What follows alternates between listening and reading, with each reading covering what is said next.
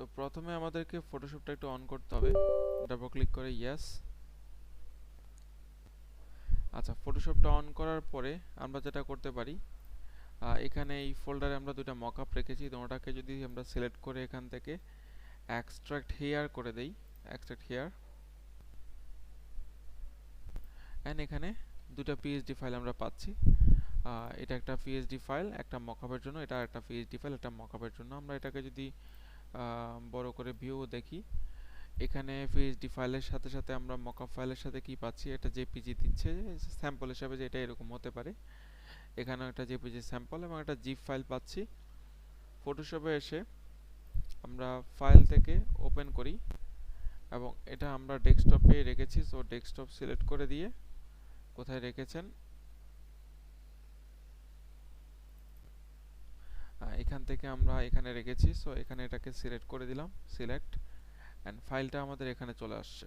So এখন ফাইলের এখানে জাস্ট এই দুইটা স্যাম্পল ডিজাইন করা আছে অলরেডি। এখানে আই আইকন অন করা আছে, আপনি চাইলে এখানে প্লেস করতে পারেন, অথবা এখানে ইন্ডিভিজুয়াল ডিজাইনের জন্য আলাদা করে ফরম্যাট দেওয়া আছে, যেমন এরকম করে ডিজাইন সহ দেওয়া আছে। সো এখানে আপনি চাইলে দুইভাবেই কিন্তু এটাকে ইউজ করতে পারেন। আর উপরে হচ্ছে জাস্ট কিছু অ্যাডজাস্টমেন্ট যেটা আমরা পেয়ে থাকি আর কি, এটা। এখন আমরা যদি চাই এখানে ডাবল ক্লিক করে ওকে প্রেস করলেও কিন্তু আমাদের কার্ডটা এরকম ভাবে ওপেন হয়ে যায় একটা নতুন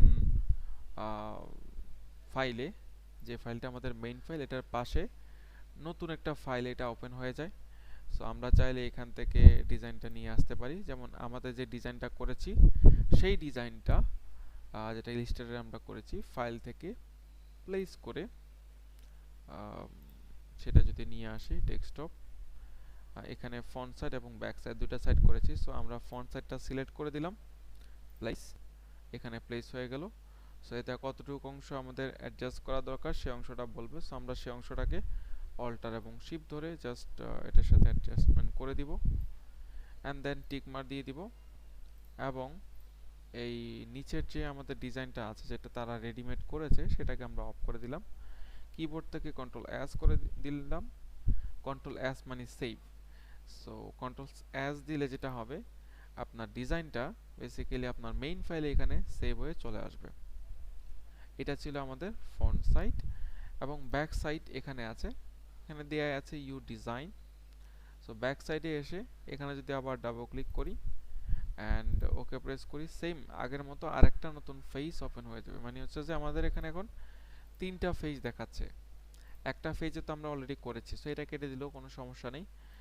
সেকেন্ড আরেকটা ফেজ এরকম নতুন করে আমরা ক্লিক করার পরে ওপেন হয়েছে। সো এটাতে আমরা যেটা করব, আমাদের ডিজাইনটা যেটা ব্যাক সাইড করেছি সেই ব্যাক সাইডটা এখানে প্লেস করে দেব।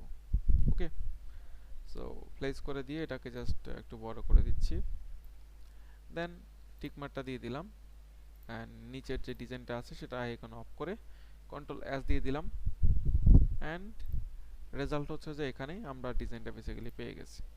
ঠিক আছে, ফাইল থেকে এটাকে জেপিজিতে, যেহেতু আপনি এটাকে সেভ করবেন, ফাইল থেকে সেভ অ্যাজ, অ্যান্ড আমি বললাম যে আমি জেপিজিতে ডেস্কটপে আউটপুট হিসেবে চাই।